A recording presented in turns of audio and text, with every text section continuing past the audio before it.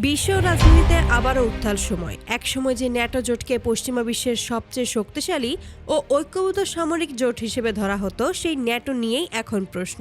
এই জোট কি আদৌ আগের মতোই কার্যকর আছে, নাকি ইউরোপ আমেরিকার দ্বন্দ্বে ন্যাটো কার্যত ভেঙে পড়েছে? এই প্রশ্নগুলোর কেন্দ্রে রয়েছে যুক্তরাষ্ট্রের সাবেক ও পুনর্নির্বাচিত প্রেসিডেন্ট ডোনাল্ড ট্রাম্প। 2024 সালের মার্কিন প্রেসিডেন্ট নির্বাচনে জয়ী হয়ে ক্ষমতায় বসার সময় ট্রাম্প আমেরিকার জনগণকে আশ্বাস দিয়েছিলেন যুক্তরাষ্ট্র আর অপ্রয়োজনীয় যুদ্ধে জড়াবে না, বিদেশে অর্থব্যয় কমিয়ে দেশের জনগণের উন্নয়নে মনোযোগ দেওয়া হবে, আমেরিকা ফার্স্ট নীতিই হবে তার প্রশাসনের মূল ভিত্তি। কিন্তু ক্ষমতায় বসার পর থেকে ট্রাম্পের কর্মকাণ্ড ঘিরে শুরু হয় ব্যাপক বিতর্ক। বিশ্লেষকদের একটি অংশ মনে করছেন, ট্রাম্প ধীরে ধীরে তার আগের অবস্থান থেকে সরে এসে আরও আক্রমণাত্মক ও আগ্রাসী পররাষ্ট্রনীতি গ্রহণ করেছেন। বিশেষ করে ইউরোপ এবং লাতিন আমেরিকার বিভিন্ন অঞ্চলে যুক্তরাষ্ট্রের ভূমিকা নিয়ে প্রশ্ন উঠতে শুরু করে। সবচেয়ে বেশি আলোচনায় জন্ম দেয় ভেনেজুয়েলা ইস্যু। সমালোচকদের দাবি, ট্রাম্প প্রশাসনের সরাসরি হস্তক্ষেপে ভেনেজুয়েলার অভ্যন্তরীণ রাজনীতিতে অস্থিরতা আরও বেড়ে যায়। যদিও এই বিষয়ে যুক্তরাষ্ট্রের পক্ষ থেকে আনুষ্ঠানিক ব্যাখ্যা দেওয়া হয়, তবুও আন্তর্জাতিক মহলে বিষয়টি নিয়ে তীব্র সমালোচনা হয়। অনেকে এটিকে একটি স্বাধীন রাষ্ট্রের সার্বভৌমত্বে হস্তক্ষেপ হিসেবে দেখেন। এরপর আসে গ্রিনল্যান্ড প্রসঙ্গ। ডেনমার্কের স্বায়ত্তশাসিত অঞ্চল গ্রিনল্যান্ডকে ঘিরে ট্রাম্পের মন্তব্য ইউরোপীয় রাজনীতিতে নতুন করে উত্তেজনা তৈরি করে।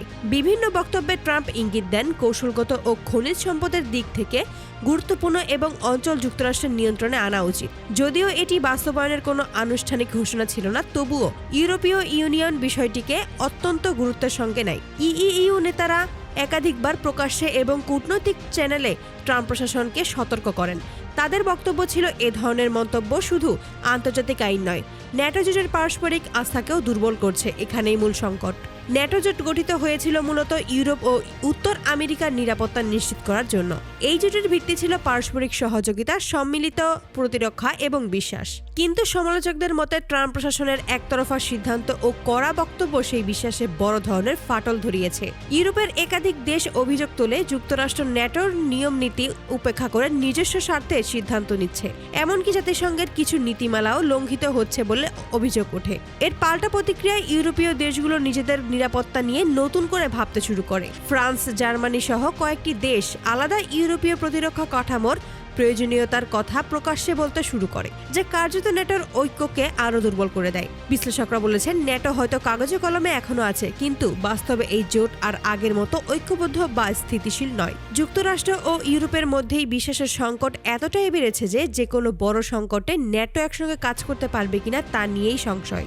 রাজনৈতিক বিশ্লেষকদের একটি অংশ এটিকে ন্যাটোর নীরব পতন বলেও আখ্যা দিচ্ছেন। তাদের মতে এটি হঠাৎ ভেঙে যাওয়ার ঘটনা নয়, বরং দীর্ঘদিনের টানাপোড়েনের ফল। অন্যদিকে ট্রাম্প সমর্থকরা বলছেন, ট্রাম্প আসলে আমেরিকার স্বার্থকে অগ্রাধিকার দিচ্ছেন, আর এতদিন ইউরোপ যুক্তরাষ্ট্রের ওপর অতিরিক্ত নির্ভরশীল ছিল।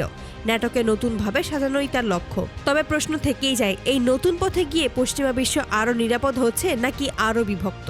সব মিলিয়ে বলা যায়, ন্যাটো জোট আজ এক গভীর সংকটের মধ্য দিয়ে যাচ্ছে।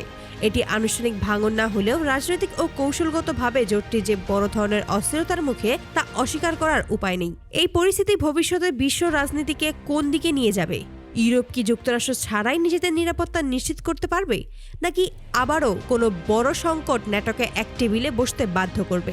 আপনার মতে ন্যাটো কি সত্যিই ভেঙে পড়েছে, নাকি এটি শুধু একটি অস্থায়ী সংকট? মতামত জানান কমেন্টে। ধন্যবাদ।